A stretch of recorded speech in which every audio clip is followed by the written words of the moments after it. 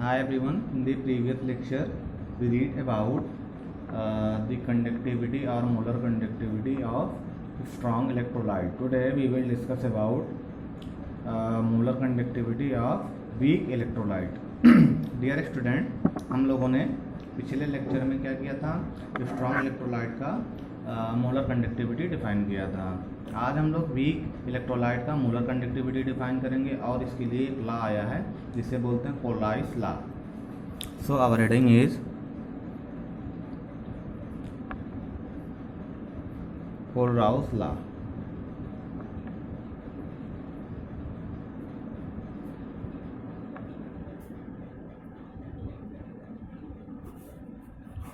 देखिए Kohlrausch law में क्या हुआ था, हमने क्या ले लेना है, हम दो तीन इलेक्ट्रोलाइट ले लेते हैं, ठीक है। लाइक हमने ले लिया KCl ले लिया, NaCl ले लिया,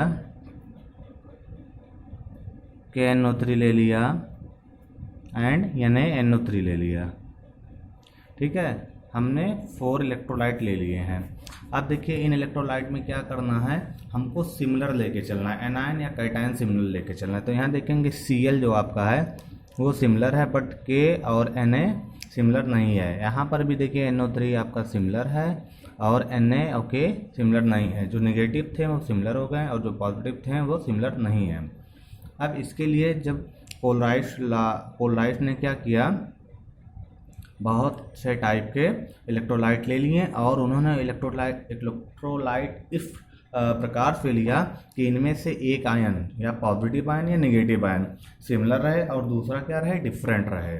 और उसके बाद जब उन्होंने उनका कंडक्टिविटी फाइंड किया तो जो डिफरेंस आ रहा था कंडक्टिविटी में सेम आ रहा था।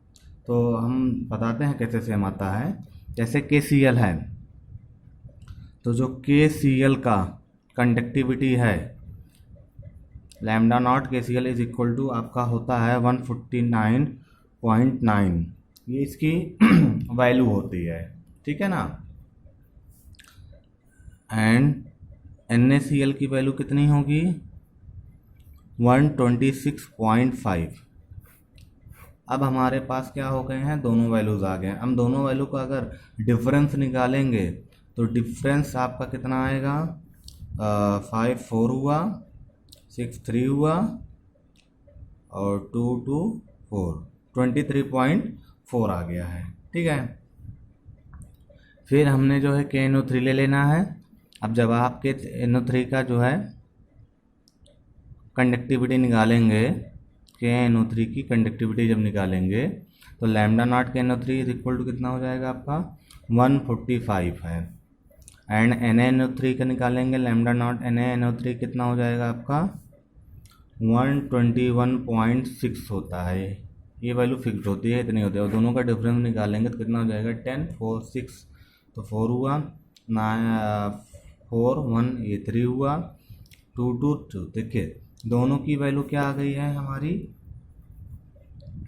सेम आ गई है, ठीक है। ये कंडीशन तब आपको अप्लाई करना है या ये तब हम लेंगे जब हमारे पास इलेक्ट्रोलाइट के एक आयन क्या रहे, सिमिलर रहें और एक अलग रहे, ठीक है। दोनों में हमने K और Na सिमिलर कर लिया था तो दोनों में क्या हुआ था, जो कंडक्टिविटी की डिफरेंस आई थी वो सेम आई थी। अब इसी के अकॉर्डिंग कोलराइस ने अपना लॉ डिफाइन किया, ठीक है ना। तो सबसे पहले तो आप ये जान लीजिए जो कोलराउस लॉ होता है ये वीक इलेक्ट्रोलाइट्स के लिए होता है। So we can say that it is applied for weak electrolytes।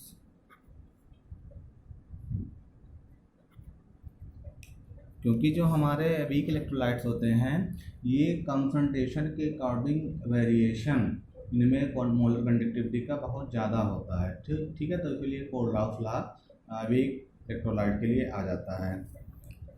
अब देखिए ये क्या कह रहा है ये law. So it states that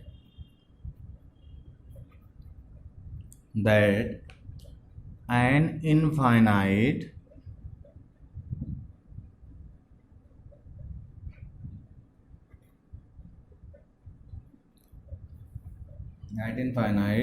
dilution हमने क्या ले लेना है, डाइल्यूशन इनफाइनाइट ले लेना है, ठीक है, मतलब कॉन्सनट्रेटेड बहुत कम, लगभग जीरो, ठीक है, डाइल्यूशन बहुत ज़्यादा होना चाहिए।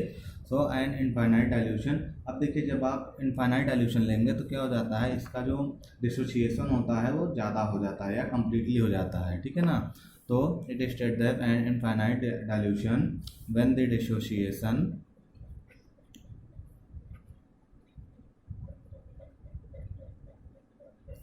when the dissociation is complete,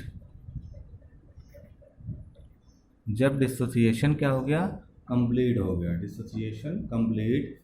अब जब आपने डाइल्यूशन इनफाइनाइट लिया है तो डिसोसिएशन कंप्लीट हो जाएगा, और जब डिसोसिएशन कंप्लीट हो जाएगा तो जो इलेक्ट्रोलाइट है उसमें जितने आयन हैं सभी क्या होते हैं, डेफिनेट कॉन्ट्रीब्यूशन कर देते हैं, मतलब सभी क्या होते हैं, कंट्रीब्यूट हो जाते हैं। So we can say that each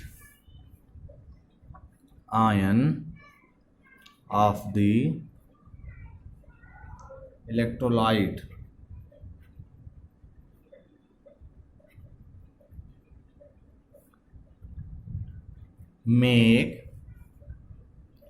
makes a definite contribution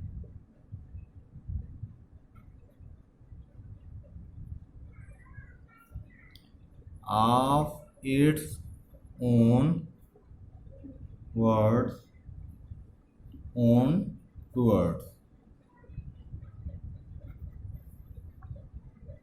the molar conductivity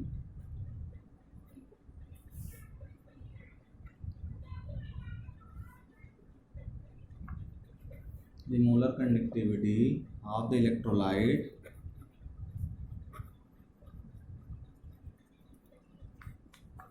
and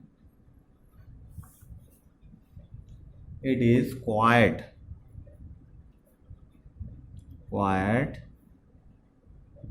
independent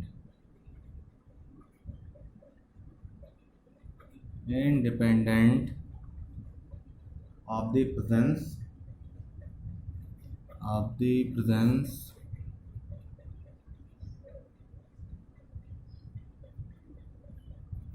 of the other ion of the electrolyte।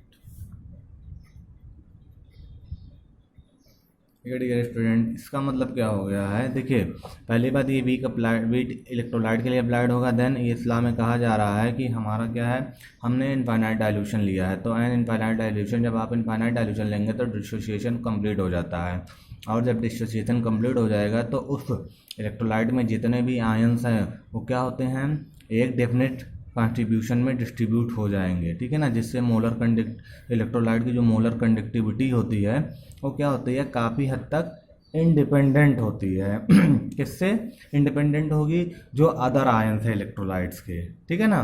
तो यही कोलराउस लॉ है, ठीक है। अब इसी कोलराउस लॉ को एक नाम और है जिसे क्या बोलते हैं, law of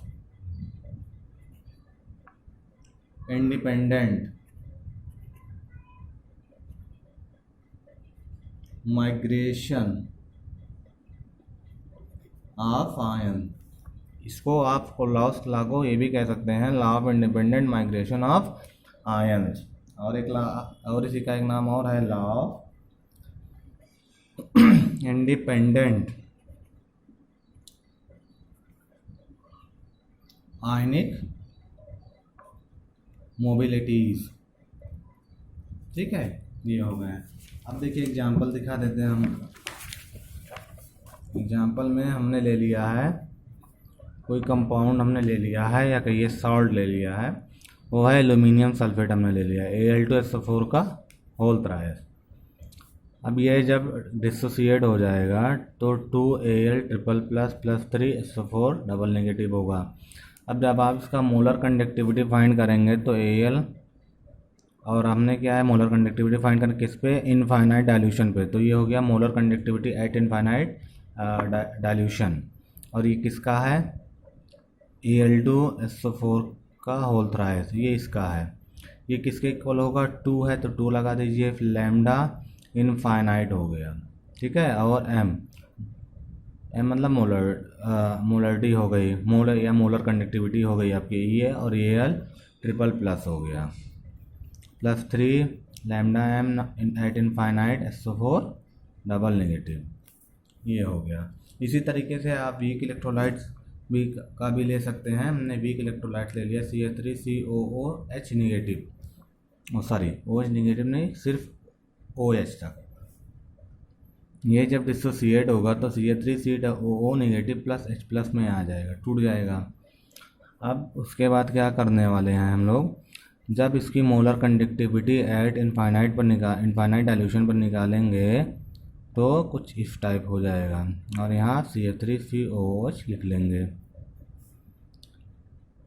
is equal to, अब यहाँ क्या हो जाएगा, molar conductivity eight infinite dilution of CF3COO negative ion plus molar conductivity eight infinite dilution of H plus ion. ठीक है, तो ये क्या हो गया, मोलर कंडक्टिविटी हमने फाइंड कर लिया है। ठीक है, यही कोल्हाउस लॉ है। बाकी बेटा इसका जो एप्लीकेशन है कोल्हाउस लॉ का वो हम आपको कल बताएंगे। तो आज के लिए इतना ही, बाकी नेक्स्ट वीडियो में। So thank you for watching this video.